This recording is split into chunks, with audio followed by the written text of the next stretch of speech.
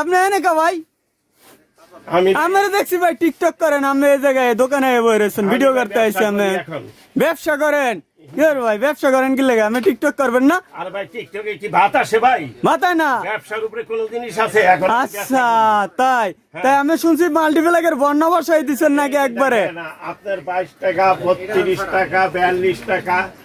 তারপরে 52 টাকা জি তারপরে আপনার 62 টাকা হ্যাঁ তারপরে আপনার 72 টাকা 82 টাকা হইতে সব পদের মাল